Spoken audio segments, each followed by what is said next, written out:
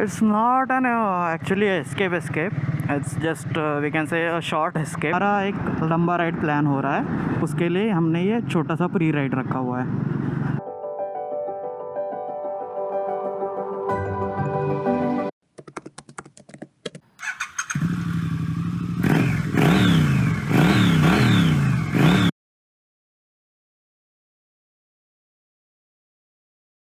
Hello guys, welcome to another escape, another ride. It's not an actually escape. It's just we can say a short escape because एक छोटी C 200 kilometre की ride कर रहे हैं अपन. This ride have a purpose. आगे बात करते हैं उसके. Let's get on the highway first. So yeah talking about ride, actually the thing is कि हमारा एक लंबा राइड प्लान हो रहा है which will start after probably 4 weeks, 3 or 4 weeks. तो इस अमॉन्ग फ्यू फ्रेंड्स हम अराउंड 5-6-7 लोग हैं.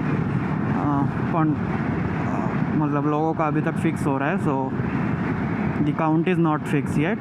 तो बस आज काउंट शायद से पता चल जाएगा वहाँ पे जब हम जाएंगे तब. तो बस उस राइड के लिए इस kind of a pre ride जिसमें हम एक दूसरे से घुल मिल सके, एक दूसरे को जान सके.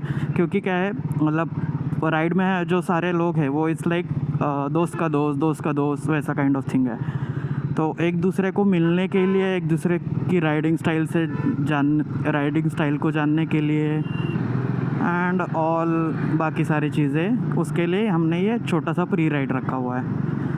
सो प्री राइड के लिए नाउ फॉर मीटअप, एक जो कॉमन फ्रेंड है who is like doing the most of planning things, उसके घर के पास में ही मीटअप कर रहे हैं. And then we will head to our destination. The destination is Baramotyachi Vihir. So it's kind of an engineering marvel, a construction marvel from the Chhatrapati Shivaji Maharaj era, so from the 16th century. So the story is like Chhatrapati Sambhaji Maharaj used to do Shiv Puja. Thank you. Shivling Puja to that location. So yeah, we are doing that ride. अभी तो just location पे चलते हैं, दोस्तों से मिलते हैं. I am already late. I am suppose to reach there by 12. It's 12:11 already and I am still living from my home. The issue was with my C50, क्योंकि मेरा C50 बहुत बार रीसेट अनरीसेट हो चुका है, तो it was not getting turned on. मेरे pass multiple kit है, तो किट वगैरह I don't know the exact issue, but हो रहा था, तो उसको लिए थोड़ा टाइम वेस्ट हो गया. एंड ये हर बार का ही है, मतलब राइड कितने भी टाइम पे आने का कोशिश करो, 10-15 मिनट वेस्ट जाने के लिए कुछ ना कुछ बीच में निकलता ही है. तो अभी जिन दोस्त के यहाँ पे जा रहे हैं उनका घर थोड़ा इनर साइड है, सो दैट्स व्हाई दिस छोटा सा सिटी ट्रैवल. फिर इसी रास्ते से वापस जाना है या फिर पीछे वाले रास्ते से निकलेंगे एंड अगेन NH48. सो हाँ, लोकेशन की बात करें तो बारामोट्याची वीर मैंने well but it's quite engineering marvel. मतलब उस ज़माने में ऐसा carving and in one stone ये पूरा स्ट्रक्चर बनाना, that itself is a huge task. जब अपन वहाँ पहुँचेंगे तो देख ही लेंगे हम वहाँ पे. सो या अभी निकल गए. जिन दोस्त के साथ थे अपन वो तो गाड़ी में है, बाकी हम 3 लोग हैं अभी के लिए यहाँ पे. आगे जाके और मिलने वाले, कुछ रास्ते में रुके हुए, कुछ आगे, कुछ के लिए हमें रुकना है आगे. तो बस वही है. So we are yet to know each other's name, but देखते हैं आगे जाके. तो अभी टोटल अपन 4 बाइक्स है अपने. एक्चुअल में होने वाली है और एक दो बाइक्स, बट अभी डबल डबल करके चल रहा है बिकॉज इट जस्ट मीटअप। एक छोटा सा ब्रेक लिया, फ्यूल ब्रेक। अभी वापस कर रहे हैं। ज़्यादा दूर तो है नहीं अपना, वैसे डेस्टिनेशन जस्ट 76 किलोमीटर है, तो बस वही है, छोटा सा एस्केप, छोटा सा ट्रिप। तो अभी जस्ट निकले, अभी वापस 74 किलोमीटर का ही स्ट्रेच है। आगे जाके फिर पिलियंस चेंज होने के लिए रुकना पड़ता है बीच बीच में, क्योंकि बहुत लोग ऐसा है कि बैकअप में बैठ रहे हैं, कभी बाइक पे बैठ रहे हैं, कभी बैकअप में, तो चल रहा है बीच बीच में स्विचिंग चल रहा है।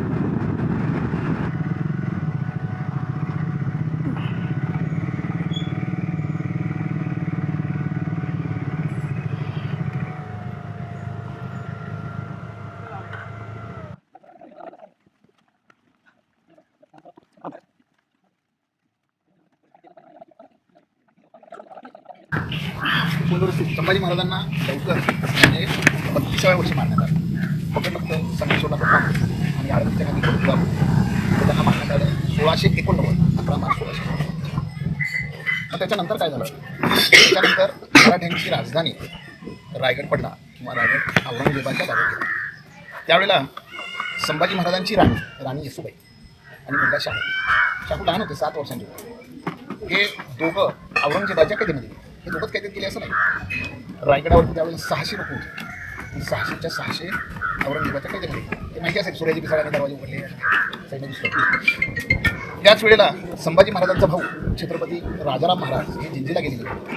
जिंजीला शिवाजी महाराजांचा एक जावई होता, हरजीराजे महाडिक किंवा हरपाल महाडिक. मग इकडे हे कैदेत असताना इकडे मराठीशाही काही वर्ष राजाराम महाराजांनी लढवली. राजाराम महाराजांचा मृत्यू 1700 मध्ये सिंहगडावरती आहे, वयाच्या 29व्या वर्षी. ते आजारपणात गेले. राजाराम महाराजांच्या मृत्यूनंतर राजाराम महाराजांची राणी ताराराणी हिला मराठीशाही लढवली. ही ताराराणी म्हणजे हंबीराव मोहित्यांची कन्या. इकडे औरंगजेबाच्या कैदेमध्ये शाहू हे 17 वर्ष होते. लहानाचे मोठे कैदेमध्ये झाले. मी शाहू म्हटल्यानंतर शिवाजी महाराजांचे सख्खे नातू यांच्याविषयी आपण बोलतोय. कोल्हापूरचे राजर्षी शाहू हे तर शाहू हे 17 वर्ष औरंगजेबाच्या कैदेमध्ये होते. येसूबाई या 30 वर्ष कैदेत होता. मग कैदेमध्ये असताना बाहेरच्या बातम्या आत कळाव्यात, बाहेर नक्की काय चालू आहे हे आतमध्ये कळावं, आतल्या बातम्या बाहेर कळाव्यात, या हेतूनं येसूबाईंनी शाहूंची 2 लग्न केली औरंगजेबाच्या कैदेत, की लग्नाच्या माध्यमातून आपल्याला बाहेरच्या बातम्या आत येतील. लग्न म्हटलं की एक मुलीकडची माणसं मुलाकडे जाणार. मग शाहूंची एक राणी ही शिंद्यांच्या घराण्यातील होती. इतिहासात तुम्हाला माझी शिंदे, दत्ता शिंदे माहिती असेल, बचेंगे तौर लढेंगे. त्यांचं मुलं इथं कनेरखेड, कुरेगाव शिंदे. आणि तेच शिंदे घराणं म्हणजे आमचं ग्वादरचं शिंदे घराणं. नादराव होत्या त्यांच्या घरातील एक शाहूंची राणी होती, त्या राजेशबाई म्हणून होत्या. शाहूंची दुसरी राणी होती ती जाधवांच्या घराण्याची. इतिहासामध्ये संताजी आणि धनाजी असे 2 मोठे मराठी सरदार होऊन गेले. संताजी घोरपडे, धनाजी जाधव. तर धनाजी जाधवांच्या घराण्यातील त्यांच्या राणी होत्या, त्या सफारबाईंनी होत्या. ही दोन्ही लग्न औरंगजेबाच्या कैदेमध्ये असताना झाली. त्यावेळेला औरंगजेब नव्या नवरीला बघण्याची इच्छा व्यक्त करतो. येसूबाईंना म्हणतो मला सुमुख बघायचा आहे. एक रिवाज होता. मग येसूबाई काय करतात? औरंगजेबाच्या भेटीसाठी शाहूंच्या बरोबर राणीला न पाठवता दाशीला बायको किंवा दाशीला राणी म्हणून पाठवतात. परत काही दगाफटका होऊ नये किंवा बाटवले जाऊ नये हा त्या पाठीमागचा हेतू होता. शाहू आणि वीरुबाई हे दोघं म्हणून औरंगजेबाला भेटतात. औरंगजेब सुद्धा ओळखतो ही काही शाहूंची राणी दिसत नाही. त्यातूनच मग शाहू आणि वीरुबाई यांची जवळीक निर्माण होते.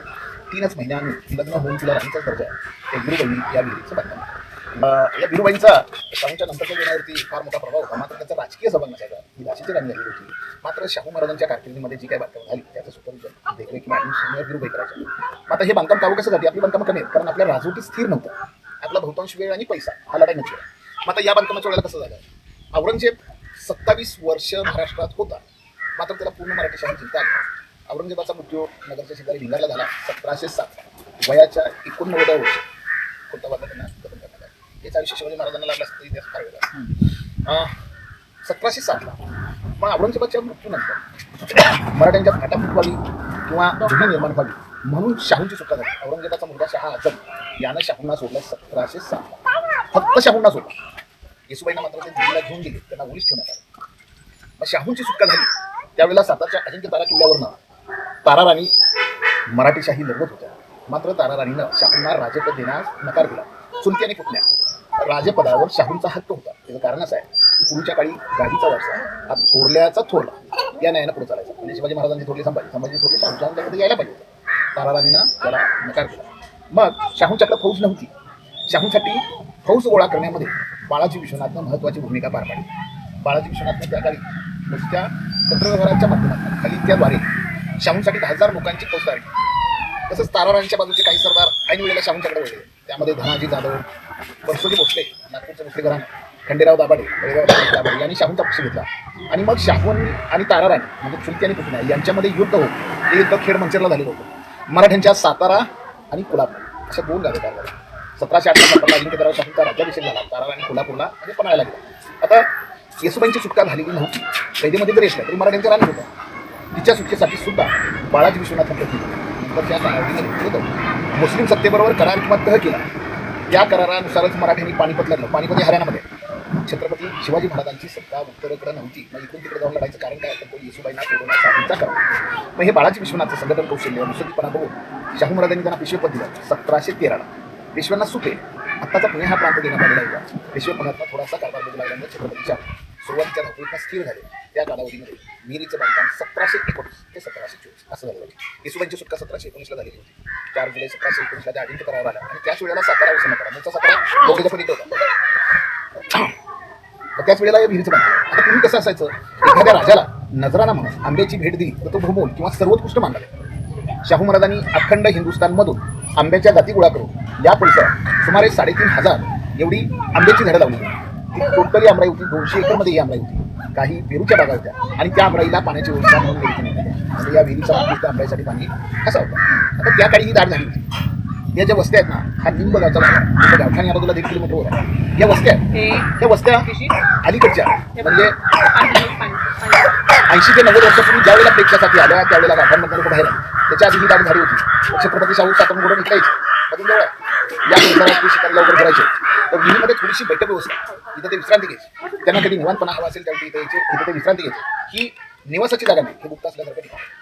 तसंच पहिले पेशवे जे आहे बाळाजी विश्वनाथ भट हे श्रीवर्धन. त्यांची एक राणी संगमेश्वरमध्ये होती, त्या गंगा म्हणून होती. एक राणी या गावातील होती, त्या राधा म्हणून होत्या. थोडक्यात बाजीरावांची आई इथली होती. बाजीराव चोरले बाजीराव चालूच्या भाषेचा मस्तानीवाले बाजीराव मस्तानी पाहिजे. मग त्यांची आई पिक्चरमध्ये ती टकली दाखवली. थोडक्यात बाजीरावांची आई इथली होती.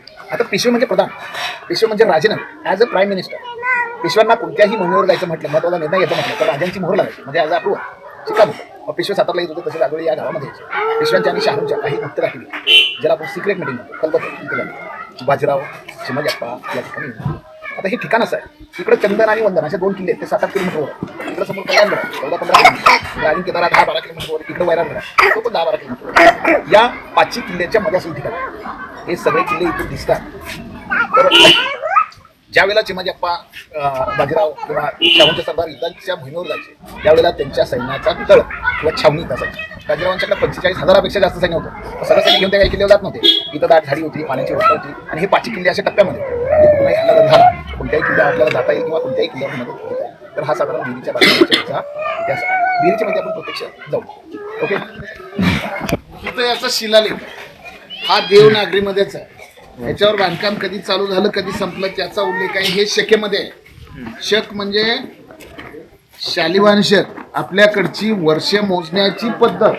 शक आणि इसवी सन यामध्ये 78 वर्षांचा फरक असतो. पहिल्या दगडावरती शके 1641 लिहिली म्हणजे इसवी सन 1719. शक आणि इसवी सन यामध्ये घटलं की करू 78 वर्षांचा. आणि मध्ये श्रीमंत सौभाग्यवती वीरूबाई साहेब असं नाव कोरलेलं आहे. तर ते दुसऱ्या दगडावरती आहे. तिसऱ्या दगडावरती बांधकाम कधी पूर्ण झालं त्याचा उल्लेख आहे. शके 1646 म्हणजे इसवी सन 1724 म्हणजे 1719 ते 1724 असं हे बांधकाम आहे. 300 वर्षापूर्वीचं बांधकाम आहे. ही जी बैठक व्यवस्था आहे त्याला तिकडनं मध्ये ब्रिज आहे, त्याच्या खाली ह्याच्या खाली कमानी खालून वरती येण्यासाठी इकडनं आणि इकडनं असं दोन्ही बाजून आपल्याला वरती येता येतं. तसंच वरून आपल्याला खाली येता येतं. या वाटा अरुंद अशा आहेत. त्याला कारण असतं एका वेळेला एकच व्यक्ती यावी. जर काही शत्रूचा हल्ला जर झाला तर एका वेळेला एकच यावा, एका माणसाशी करता येतं. म्हणून या वाटा अरुंद असतात. वरच्या लेवलला कडे आहेत बघा. हे बघा इथं सगळीकडे असे कडे आहेत. हे बघा तिकडं हां, तर इथं पडदे सोडले जायचे. वाड्याचे पडदे असायचे. दरवाजे लावले, पडदे सोडले की एसी रूम सारखंच आहे. इथं खाली बैठा गादीच्या टाकलेला असायचा. आणि इथं छत्रपती शाहू पेशवे थोरले बाजीराव यांच्या सिक्रेट मीटिंग इथं झाली. इथं खांबावरून काही शिल्प पुढले रंग आत्ताचे हे शूटिंगवाल्यांनी दिले. इथं बऱ्याच वेळा शूटिंग झालेलं आहे. आत्ताचं लेटेस्ट म्हणजे ते छान छान. पण त्याच्या आधी पावनखिंडमध्ये सुद्धा होतं. शरद केळकर, सुबोध भावे वगैरे येऊन गेलेले होते. तुम्ही CID वगैरे पाहत असाल तर इथं एक मर्डर करून दाखवलं होतं. तिथं या ते कुठकायला मध्ये इकडनं पळायचं तिकडनं पळायचं. स्कोप आहे इकडे. हा, अभिजित आणि ते स्नेहा का नेहा कोणतरी CID मालिकेत. मराठीमध्ये ते यतीन कार्यक्रम वगैरे ते येऊन गेलेत. हिंदी साऊथवाले सुद्धा येऊन गेलेत. तो ते रकुलप्रीत सिंग माहिती असेल, आणि तिकडचा कार्तिक म्हणून एक आहे, तर त्यांचा एक इथं काय शॉट होता. तर शूट बऱ्याच वेळा झाले. त्यांनी हे कलर बिलर दिलेले आहेत. रंग आताचे आहेत. खांबावर कोरलेली शिल्प जे आहेत ती मात्र त्यावेळेची आहेत. इथे गणपती आहे, ते बुद्धीचं प्रतीक मानलं जातं. पलीकडे मारुती आहे, शक्तीचं प्रतीक मानलं जातं. खाली घोडेस्वर हत्तीस्वर आहे, सामर्थ्याचं प्रतीक मानलं जातं. काही असे मोर किंवा राजवच आहेत. इथं आहे, इथे बघा किंवा तिथे आहे. त्यांच्या तोंडामध्ये मोत्याची माळ असते. सौंदर्य आणि सुबत्ता यांनी अलीकडे आपण वास्तुपुरुष म्हणतो किंवा यक्ष, ठीक आहे. हा, म्हणजे या संपूर्ण स्ट्रक्चरचा भारतीय पित्त किंवा या संपूर्ण वास्तूचं ते संरक्षण करणे असं म्हणलं आहे. वरती कमळाची फुलं असतात. ते मांगरे मला माहिती असेल, लक्ष्मीचा असं कमळ असं माहिती आहे ना. आता मुख्य विहिरीकडे आहे. खोल आहे ते पाणी 70 फुटापेक्षा जास्त आहे. टॉप टू बॉटम साधारण 100 फूट आहे. या बाजूला 2 जिवंत झरे आहेत. 300 वर्षामध्ये हे पाणी कधीही आटलं नाही. पावसाळ्यात वरती येतं, उन्हाळ्यामध्ये खाली जातं. आता तळापर्यंत पायऱ्या आहेत, म्हणजे पूर्वीच्या लोकांनी तळापर्यंत सोय ठेवली आहे. मात्र तळापर्यंत उतरायचं म्हटलं तर तुम्हाला पोहता आलं पाहिजे, तुम्ही तरुण असला पाहिजे तरच खाली जाते. 300 वर्षामध्ये हे पाणी कधीही आटलं नाही. पाण्याच्या खाली गूढ किंवा रहस्यमय असं काही नाही, कारण या विहिरीचा मुख्य हेतू आंबळीसाठी पाणी असा होता. आता वरती अष्टकोनी असताना प्रत्येक कोपऱ्यामध्ये नागाचं शिल्प आहे. एवढी कॉर्नर मी ते बघा नंतर बाहेर ना. नागाला हिंदू संस्कृतीमध्ये संरक्षक मानलं जातं. तुम्ही ऐकून असाल, जुन्या खजिन्यांच्यावरती नाग असतात, तर नागाची भूमिका ही संरक्षणाची असते, म्हणून नागाची शिल्प आहे. वरच्या लेवलला 4 बागाची शिल्प, इकडच्या वेळाला ती शलभ किंवा शरभ. तर या बाजूची 2 आहेत, त्यांच्या 4 पायाखाली हत्ती. तर इकडची 2 आहेत, त्यांच्या 4 पायाखाली हत्ती आहेत. इकडे ही दक्षिण ही उत्तर आहे, दक्षिणेकडे 2 करून आहेत, त्यांच्या 4 पायाखाली हत्ती आहेत. तर वाघाला मराठेशाहीचं प्रतीक मानलं जातं, symbol of Marathi kingdom is tiger. हत्तीला मुस्लिम शाहीचं प्रतीक. तर दक्षिणेकडे 2 करून त्यांच्या 4 पायाखाली हत्ती आहेत. त्याचा अर्थ असा की मराठ्यांनी दक्षिणेकडच्या 4 शाह्या पादाक्रांत केलेल्या होत्या. मोटेला हजारो वर्षांचा इतिहास. पूर्वी आपल्याकडे पाणी वरती उचलण्यासाठी इलेक्ट्रिक मोटर्स किंवा इंजिन्स नव्हते. तर मोट म्हणजे सिस्टम ऑफ लिफ्टिंग वॉटर. तर मोट कशी चालायची सांग. तिथं 2 असे लाकडी खांब असायचे, उंची इथपर्यंत 4.5 ते 5 फूट. तिथे एक लाकडी चाक असायचं 1.25 ते 1.5 फूट. ती जी खाच आहे तिथे असा आडवा रोलर असायचा, कणा म्हणतात, 7 ते 8 इंच जाडीचा एवढासा. या 2 पुलीवरून 2 चाकावरून 2 रोप मिरी जायचे. वरचा दोर म्हणजे नाडा, खालचा दोर त्याला सैंदूर, सोंदूर, सौंदर असं म्हटलं जायचं. मला नाडी माहिती आहे, मग ते मोठा असायचं, जाड असायचं, असं नाडा. तर या 2 दोरांना खाली कोनिकल लेदर बॅग, चांबड्याची शंकवाकाराची पिशवी, पखाल म्हणतात, साधारणपणे 150 ते 200 लिटरची असायची. आणि हे 2 दोर इथं बैलांना जोडले जायचे.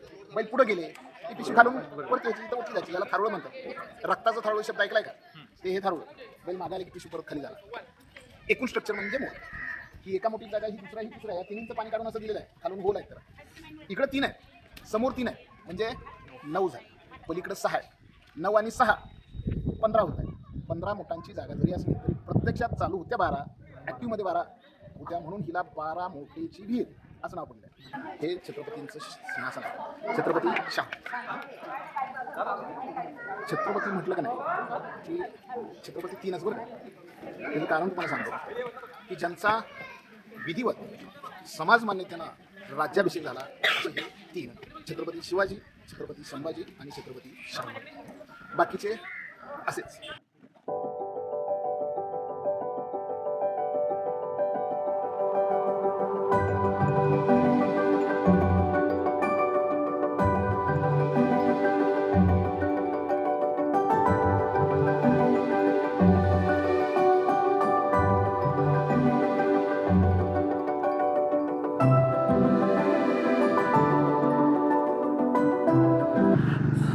या गाइस अभी हो गया 12 मोटेची विहीर एक्सप्लोर. अभी उसके बाद हम अपना एम था ये राइड पे आने का, जो गेट टुगेदर था, जो अपना मतलब आइटनरी डिस्कस करना था, और उसके बाद जो मतलब बेसिक प्लानिंग वगैरह थी, दैट राइड लाइक साउथ का राइड है. We are going to explore the south. तो है, मतलब कन्याकुमारी, धनुषकोडी, तो ऐसा सब है। बड़ा राइड है वो। It's gonna be like around 13-14 days ride. तो उसके लिए ही प्लानिंग वगैरह हम एक दूसरे को मिलने का वगैरह कर रहे थे। सो या अभी वो तो हो गया। उसके बाद टाइम पास चल रहा था, चाय पे गप्पे चल रहे थे। एंड अभी it's 6:57, around 7 we are living for Pune. So ज़्यादा कुछ है नहीं, 85 किलोमीटर का ही राइड बचा हुआ है। इसको राइड नहीं बोल सकते, इसको आउटिंग ही बोलते हैं। So it's not escape, it's just outing we can say. But ठीक है, इसका भी आपको दिखाई देते हैं, मतलब इसका भी मैंने व्लॉग बनाए थे। यहाँ पे थोड़ा खंबाट के उतरने के बाद थोड़ा ट्रैफिक लगा हुआ है, बस वही है। अभी ट्रैफिक क्लियर होने के बाद तो बस यही ट्रैफिक से निकलते थोड़ा बहुत ही है, ज़्यादा है नहीं। ये अभी ये लॉन्ग वीकेंड था, उसके वजह से थोड़ा है रहेगा, मतलब सब लोग अभी घर से जा रहे हैं सब लोग, तो उसके वजह से ट्रैफिक रहेगा। तो बस अपना एक फ्यूल ब्रेक हो गया। फ्यूल ब्रेक नहीं एक्चुअली, एक बंदे का फ्यूज़ उड़ गया था लाइट्स की वजह से, तो वो फ्यूज़ चेंज करने के लिए रुके थे। फ्यूल की तो ज़रूरत है नहीं, क्योंकि क्या ही मतलब पुणे में ही जाना है, इधर ही 45 किलोमीटर्स पे, तो क्या ही फ्यूल्स डाले। सो गाइस अभी ऑलमोस्ट चांदनी चौक पहुंच ही गए, तो इसी नोड पे ये राइड ख़त्म होती है। फिर मिलते हैं with a new escape, a new ride with a new story. End अगर आपको ये छोटा सा mini escape short friendly neighbourhood ride अच्छी लगी हो तो लाइक दिस वीडियो। एक नया प्लेस एक्सप्लोर करने को मिल जाएगा इसमें। एंड बस इतना ही है। Do like this video. अगर अच्छा लगा है, कुछ नया मिल रहा है तो शेयर करो अपने राइडर बडीज़ के साथ, दोस्तों के साथ, बाइक एंथुसियास्ट के साथ, जो नया प्लेस एक्सप्लोर करना चाहते हैं लाइक नियर बाय एरिया में, बट ज़्यादा दूर नहीं जाना चाहते, उनके लिए तो ये परफेक्ट गेट अवे है। हिस्ट्री से भी कनेक्टेड है एंड काम प्लेस भी है, मतलब विलेज वाइब, खाना वगैरह सब अच्छा है वहाँ पे इसका। एंड एज यूजुअल मेरे सारे राइड्स का मैप यूट्यूब वीडियो के डिस्क्रिप्शन में डला हुआ होता है। If you want to have a same feel with the same route, so feel free to check out the description. So guys अगर आप नए हो मेरे चैनल पे, आपको मेरा पैटर्न, मेरा स्टाइल या फिर कुछ भी अलग दिख रहा है, अलग लग रहा है यहाँ पे, then do subscribe the channel. Bell icon को दबा के नोटिफिकेशन ऑन रखें। Like as the name mention, code to road, I am working in IT sector. उसमें से ये राइड एस्केप्स करके फिर वो एडिट वगैरह करने में थोड़ा टाइम मैनेजमेंट लगता है, मतलब जाता है, तो मेरे थोड़े वीडियोस में डिले वगैरह रहता है। But I am trying to be regular. I am trying to like upload the videos on time. I am trying to upload reels on time, but नहीं हो रहा है वो। So फ्यूचर में ऐसा नहीं होगा। फ्यूचर में I will try to be punctual. मैं अभी एडिटिंग में नया था, तो धीरे धीरे प्रोग्रेस हो रही है। एंड बाकी भी चीज़ें होती है, मतलब आता ही है कुछ ना कुछ हर्डल का। सपोर्ट मिल जाए तो सब हो जाएगा। So guys, do subscribe and yeah, that's all. फिर मिलते हैं, तब तक के लिए good bye, take care and ride safe guys.